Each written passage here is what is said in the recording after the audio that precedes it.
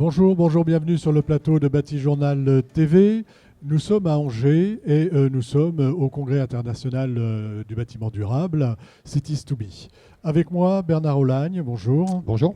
Vous êtes le président de Coenov et on va commencer par là. Coenov, qu'est-ce que c'est ? Très rapidement, Coenov est une association créée en 2014 à l'initiative d'industriels fabricants des pompes à chaleur, des chaudières haute performance, des panneaux solaires, des énergéticiens et organisations professionnelles pour apporter leur contribution à la transition énergétique dans le bâtiment, avec une double conviction. L'atteinte des objectifs ambitieux de la transition énergétique ne peut être atteinte qu'avec une approche véritablement fondée sur la complémentarité de toutes les énergies, et que dans cette complémentarité, le gaz, de plus en plus renouvelable, a toute sa place. Voilà, donc on est sur des industriels qui se regroupent pour accompagner la transition. Pour accompagner, accélérer. Et porter un peu leur parole également. Tout à fait, et la rendre possible. Alors, avec vous, là, on va parler aujourd'hui de RE 2020 ou de futur RE 2020 Tout à fait. Et de voir un petit peu comment tout ça s'articule et quels sont un peu les messages que vous voulez délivrer par rapport à ça. Déjà, c'est une source d'interrogation pour vous, c'est ça, la RE 2020 Aujourd'hui, à date la RE 2020, puisqu'on continue à l'appeler ainsi, il y a quand même plus de points d'interrogation que de certitude sur ce point. Là, encore une fois, il faut reconnaître que cette RE 2020 était extrêmement ambitieuse. C'est-à-dire, d'ailleurs, on a suffisamment dit qu'on ne parlait plus de réglementation thermique, mais de réglementation environnementale, donc beaucoup plus complexe, beaucoup plus ambitieuse, puisque l'objectif, c'est d'intégrer l'empreinte carbone dans tout le cycle de vie d'un bâtiment, depuis sa construction jusqu'à sa déconstruction. Et d'ailleurs, Thierry Repentin, le président du Conseil supérieur de la construction et de l'efficacité énergétique, parle lui-même de bouleversement des codes. Donc il y a énormément de choses à faire pour, notamment dans la phase de construction, qui est extrêmement importante, justement sur l'empreinte carbone d'un bâtiment, arriver à développer des méthodes qui soient satisfaisantes pour tout le monde.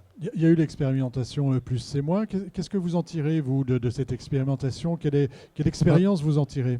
Aujourd'hui, l'expérimentation plus c'est moins qui regroupe environ quand même près de 1000 projets, montre surtout une extrême variété des solutions et surtout le poids extrêmement important des déclarations sur les données, ce que l'on appelle les données environnementales par les industriels. Les produits, exactement, et puis les PEP tout à fait.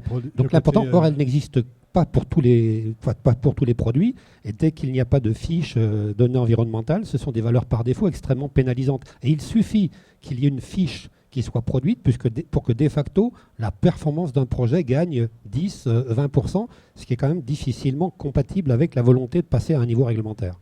Voilà, donc on a vu l'ambition et les difficultés qu'il y a à aller vers cette ambition, mais on et donc la cohérence, excusez-moi, la conclusion de cette ambition, c'est de laisser un peu de temps et que par contre, peut-être que 2020, ça paraît un peu court pour que l'ensemble de la filière, depuis les bureaux d'études jusqu'au maître d'ouvrage, puisse véritablement s'approprier cette ambition. Voilà, un peu de temps. Donc on a vu l'aspect ambition. Après, vous dites qu'il y a peut-être un aspect régression. Oui, après, dans ce contexte extrêmement ambitieux, dans ce contexte de concertation pour justement faire progresser l'ensemble des filières, l'administration, il y a quelques mois, a produit a affiché une volonté de baisser le coefficient d'énergie primaire de l'électricité d'une manière extrêmement brutale, en allant chercher un hypothétique mix électrique de 2035, faire passer de facto ce coefficient de 2,58 aujourd'hui à 2,1 revient à donner immédiatement un avantage artificiel et non fondé aux solutions électriques,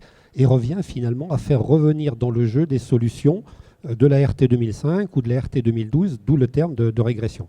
Donc pour vous, ce n'est pas une bonne décision. Ce n'est absolument pas une bonne décision. Et qu'est-ce que vous voudriez qu'on fasse pour éventuellement arrêter, en tout cas diminuer les effets de cette décision ?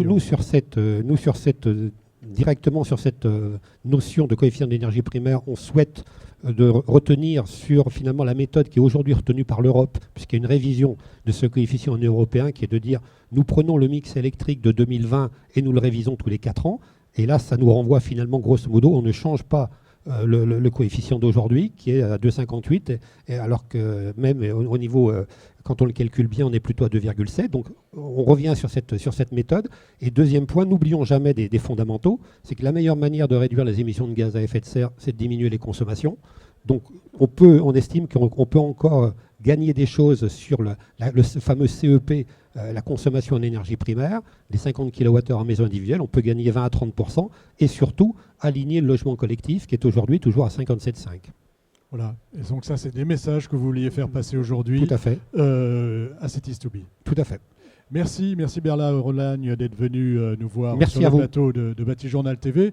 Donc une émission à retrouver sur notre site internet Bâti-Journal TV et sur le site de notre partenaire Cities2B.